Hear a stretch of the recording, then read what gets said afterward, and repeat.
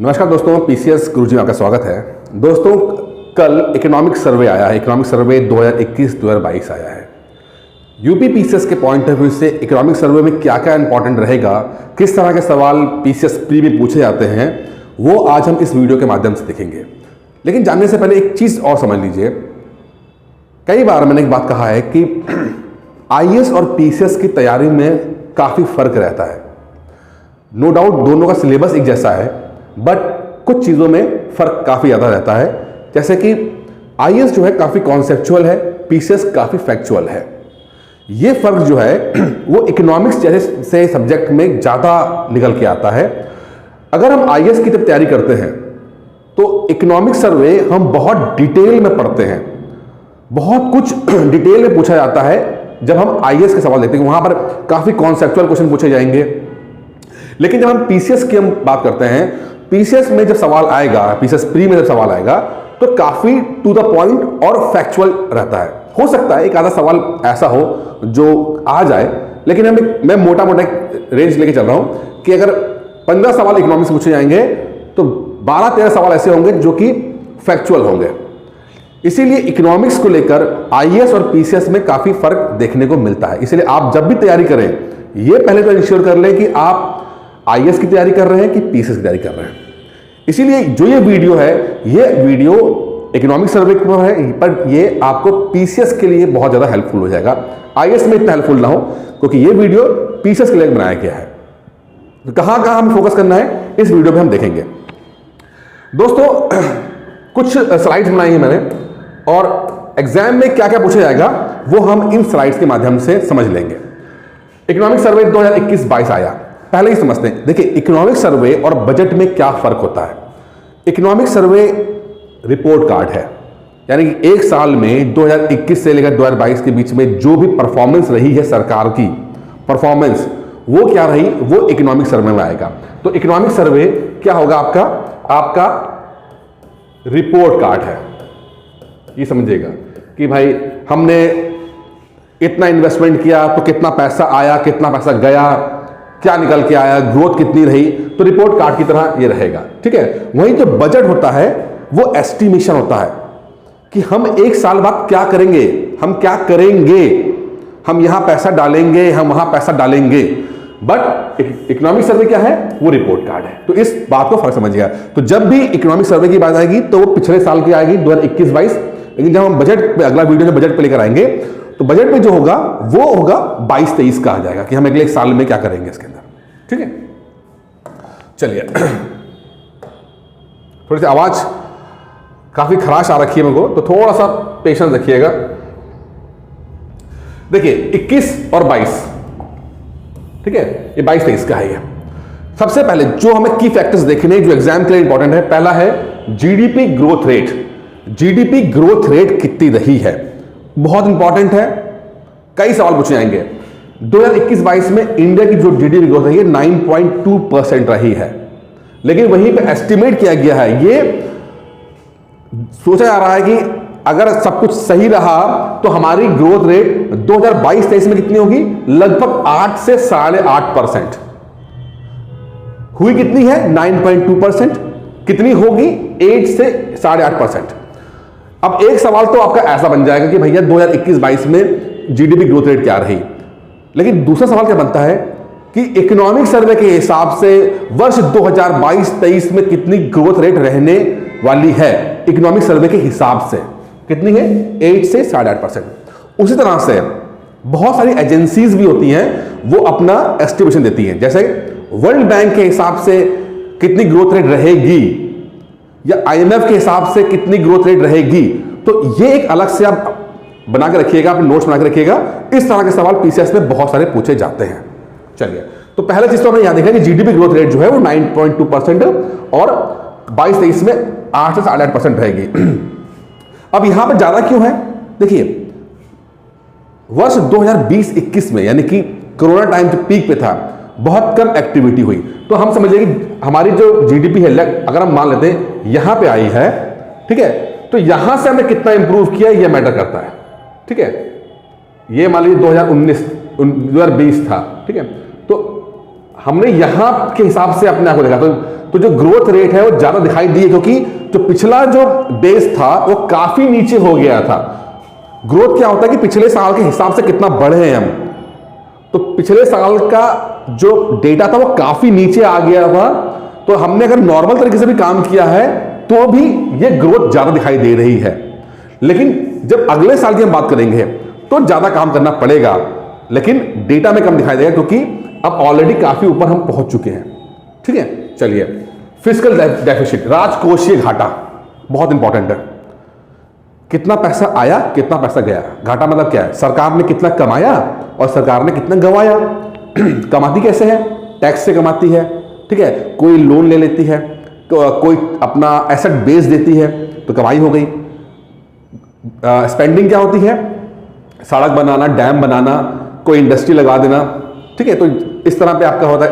अब कोरोना में टीके जो है फ्री में लगे हैं तो वहां पे पैसा खर्चा हुआ है।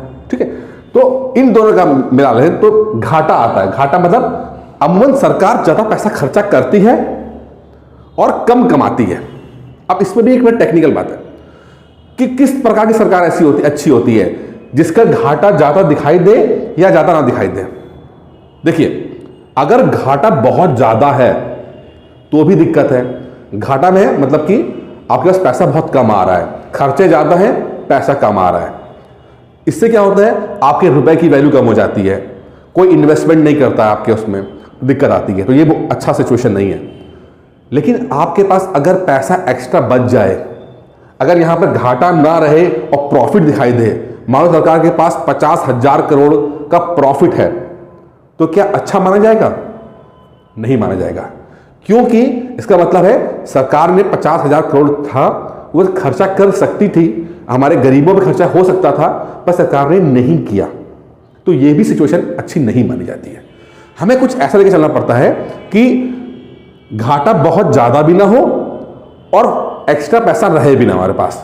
तो लगभग 5% के एक रेंज रखा है कि जीडीपी के 5% के आसपास रहेंगे अब, या और आ गया 3% के आसपास हम रहने की कोशिश करते हैं कि जीडीपी का 3% से ज्यादा घाटा नहीं उठाएंगे। मतलब अगर जीडीपी, हमारी पूरी जीडीपी 3 ट्रिलियन की है तो उसका 3% होगा, बस उतना ही घाटा होना चाहिए, उससे ज्यादा घाटा नहीं होना चाहिए। एक ये रखिएगा, ये इंपॉर्टेंट है, नॉट मोर देन 3%। अमूमन सरकार जो है, जितनी सरकार रही है, चाहे यूपीए की रही हो चाहे एनडीए की हो, कोशिश करती है कि घाटा कम से कम किया जाए, जीडीपी के 3% के आसपास या 5% के आसपास रखा जाए। बहुत सारे जो विदेश देश हैं, जैसे कि ग्रीस हो गया या बाकी और जैसे पुर्तगाल हो गया, इनकी समस्या क्या है? इन्होंने जरूरत से ज्यादा पैसा खर्चा कर दिया। उनका घाटा उनकी जीडीपी से 100% से ज्यादा हो गया है।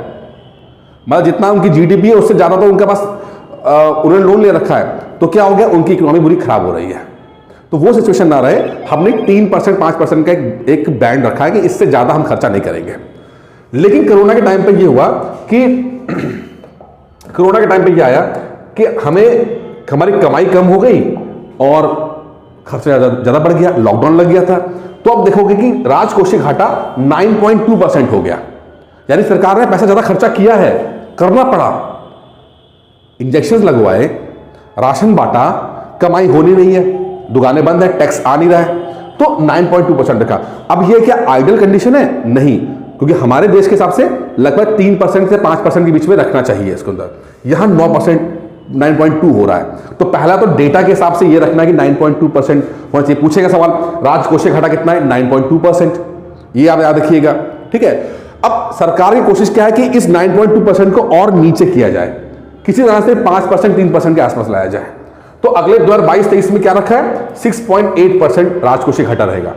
अब अचानक से तो कोरोना खत्म नहीं हो गया, कोरोना लगातार चल रहा है, कुछ जगह पे लॉकडाउन लगा है, नाइट कर्फ्यू लगा हुआ है, तो ये कम तो होगा बट ज्यादा कम नहीं होगा, 6.8% के पास रहेगा। मुझे पता है कि जब 2023-24 का बनेगा तो ये लगभग 5% के आसपास लेकर आएंगे इसको।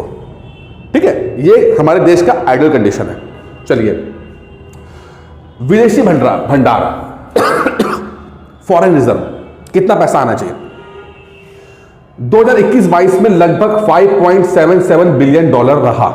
$5.77 बिलियन जो 2022-23 में कितना होगा, लगभग $6.5 बिलियन होगा। अभी कितना है, $577 बिलियन, जो कि फोर्थ लार्जेस्ट है दुनिया में, फोर्थ लार्जेस्ट है। चाइना, जापान, अमेरिका के बाद इंडिया सबसे ज्यादा है, $577 बिलियन। मतलब हमारे पास एक्स्ट्रा पैसा रखा हुआ है, आरबीआई के पास रखा हुआ है, सोने के रूप में, कैश के रूप में, डॉलर्स के रूप में, ठीक है, आईएमएफ की बॉन्ड, एसडीजी के रूप में रखा हुआ है। इतना पैसा है। इसका मतलब क्या होता है कि हमारा बैंक मजबूत है, कोई समस्या आएगी तो हम अपने रिजर्व से निकाल के दे सकते हैं। तो इसको लगातार मजबूत किया जा रहा है। तो ये पूरा डेटा रहेगा, ठीक है। आगे बढ़ते हैं।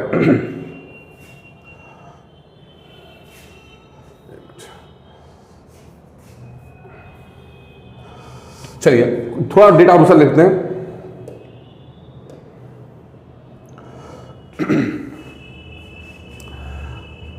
कृषि, एग्रीकल्चर, फॉरेस्ट एंड फिशरीज, कृषि, वनिकी और मत्स्यिकी, इन सबका एक जैसा है। क्या है इसका, 2021-22 में लगभग 3.6% रहेगा, रहा 3.6% रहा, जो कि हो सकता है थोड़ा सा बढ़े 2022-23 के अंदर। ज्यादा सुधार की गुंजाइश कम दिख रही है इसके अंदर, ठीक है।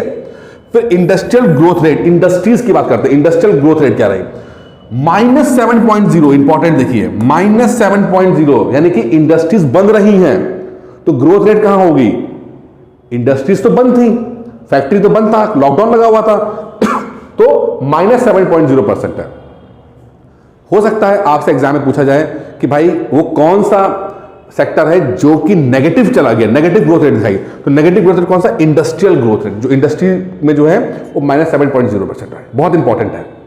भविष्य में जब लॉकडाउन खुल जाएगा, इंडस्ट्रीज दोबारा चालू हो जाएंगी, एक्सपोर्ट इंपोर्ट अच्छी तरह से काम करने लगेगा, तो 11.8% की संभावना है। बहुत इंपॉर्टेंट है, ये डेटा बहुत इंपॉर्टेंट है, इसमें ध्यान रखिएगा इस बात का। सर्विसेज, सरकार ने कहा है कि लॉकडाउन और कोरोना की वजह से जो सर्विस सेक्टर है उसको बहुत नुकसान हुआ है। सर्विस सेक्टर क्या होता है, सॉफ्टवेयर, टूरिज्म, हॉस्पिटैलिटी, ठीक है ना, जहां पे सर्विस देते हैं, कोचिंग सर्विस दे रहे हैं हम लोग। लॉकडाउन रहा तो चूंकि हमारी जो हमारा इकोनॉमी है वो सर्विस सेक्टर है, मतलब हमने हमारे देश में इंडस्ट्रीज कम है बट सर्विस सेक्टर ज्यादा है, तो काफी कम रहे हैं, मतलब डिपेंड रहे हैं हम सर्विस सेक्टर के ऊपर। अब चूंकि लॉकडाउन में सीधा इस पर असर पड़ा, कोई टूरिज्म पे नहीं गया, कोई हॉस्पिटैलिटी भी नहीं आया, ठीक है, कोचिंग्स भी बंद रही, जहां टैक्स आ सकता था, तो सर्विस सेक्टर में हम देखते हैं कि -8.4% की ग्रोथ देखिए, माइनस। तो इंडस्ट्रियल ग्रोथ रेट के बाद सर्विसेज भी नेगेटिव गया है, ये याद रखें, नेगेटिव गया है, लेकिन भविष्य में 8.2% हो सकता है। तो ये दोनों आंकड़े बहुत इंपॉर्टेंट है, याद रखिएगा एग्जाम के लिए।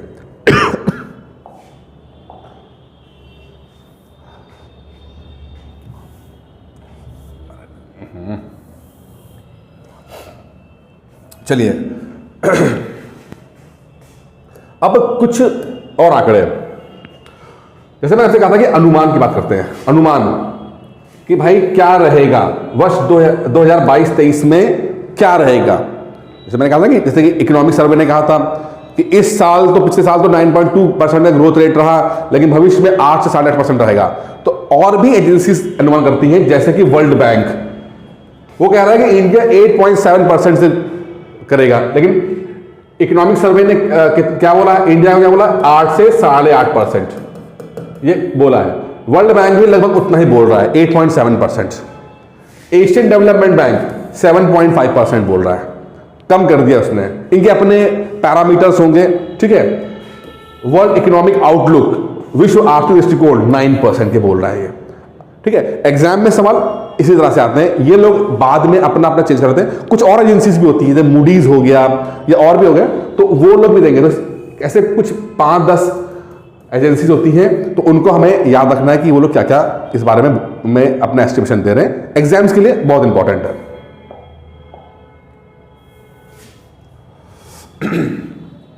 कुछ और देख रहे थे चीजें,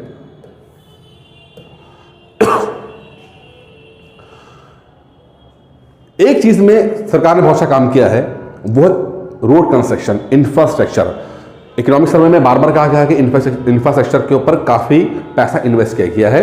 एक डेटा निकल के आ रहा है कि जो पर डे रोड कंस्ट्रक्शन रहा, पर डे रोज जो सड़क बनाने का आया, पर डे रोड कंस्ट्रक्शन जो रहा, रोज कितनी सड़क बन रही है, तो लगभग 36.5 किलोमीटर सड़क रोज बन रही है।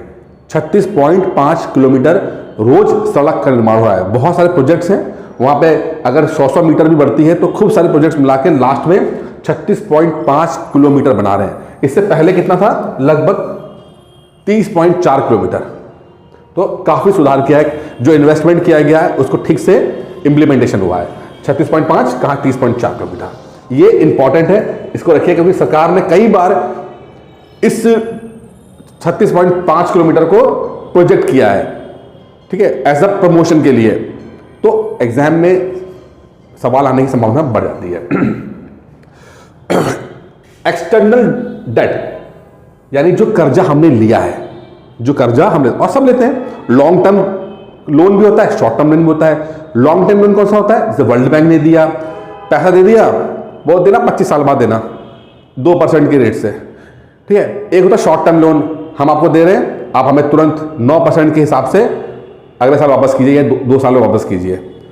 हिंदुस्तान के मैक्सिमम जो लोन हैं वो लॉन्ग टर्म है, यानी डेवलपमेंट पे है, देते रहना 20 साल 25 साल के बाद। जैसे कि अभी आपका बुलेट ट्रेन है, बुलेट ट्रेन के ऊपर जापान लोन दे रहा है, जापान ने जो लोन दिया 20 साल चलेगा 1% के हिसाब से, ठीक है। तो लॉन्ग टर्म, हमेशा लॉन्ग टर्म लोन अच्छे होते हैं जो कि वर्ल्ड बैंक देता है, ठीक है। तो इंडिया में कितना है, लगभग $591 बिलियन हो गया है।